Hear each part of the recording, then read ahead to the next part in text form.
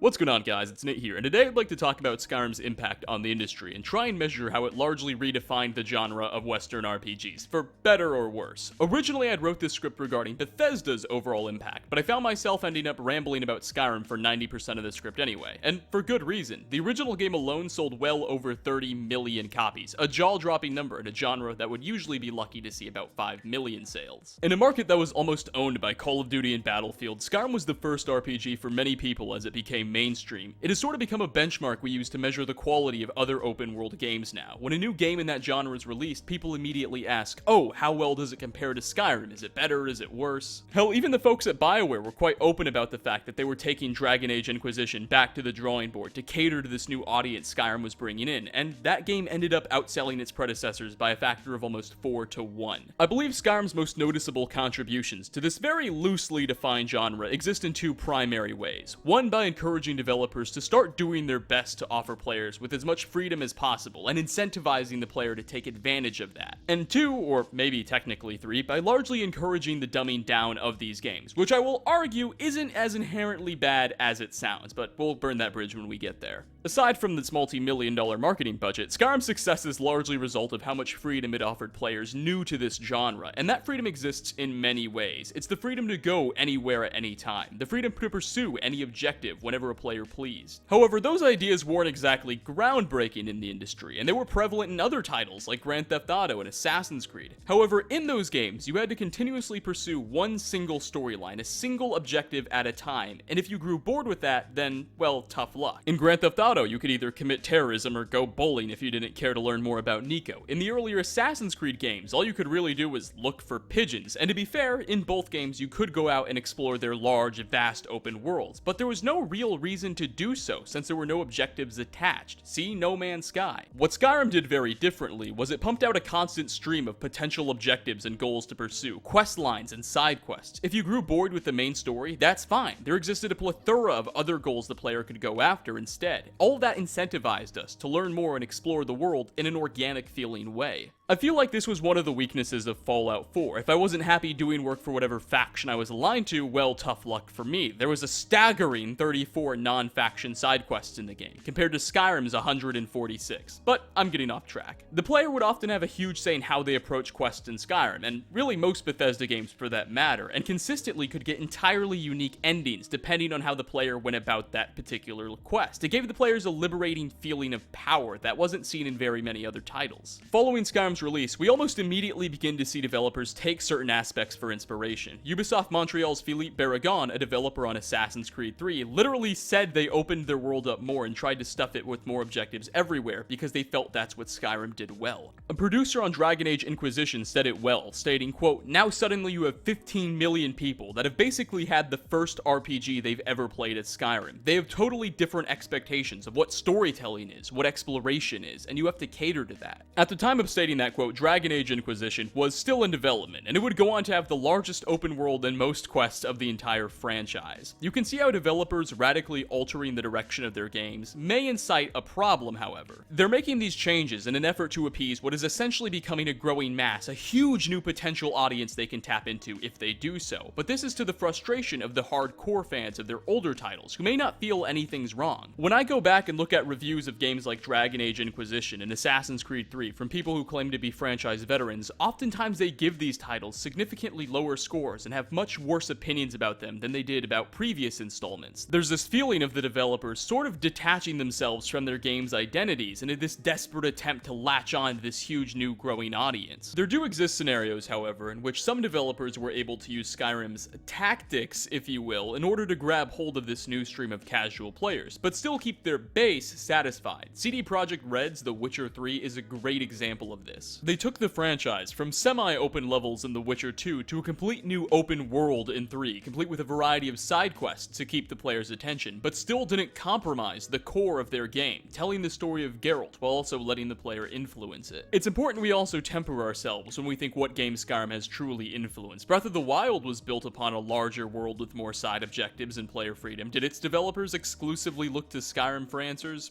Probably not. They instead more than likely looked at newer games that were were a result of this trend that Skyrim had a huge part in influencing. That's how these ideas and mechanics evolve. In a weird way, it's likely Bethesda may take notes on The Witcher 3 and what led to that game's success, a title whose developers ironically likely looked to Skyrim when faced with questions on world design. Nonetheless, since Skyrim's release, the number and scale of open world games, particularly RPGs, seems to have dramatically increased, at the cost of an identity crisis within some of these IPs. I don't believe this is all exclusively Skyrim's doing, but I think the game certainly helped set off a chain reaction. Something like a hypothetical developer A being inspired by Skyrim, then developer B being inspired by the game developer A just created, and so on and so forth. I'm interested to see how this all impacts the Elder Scroll6, and how it's going to be difficult to replicate the sort of splash Skyrim made, now that its concepts are so prevalent. If Skyrim was your first or second open world RPG, it was probably a game changer for you, no pun intended. But after playing through a dozen more games in the genre, will the Elder Scrolls 6 be? Bethesda's surely gonna have to put their thinking caps on, because as a random guy who makes YouTube videos, I certainly don't know the answer. They're a multi-million-dollar developer, and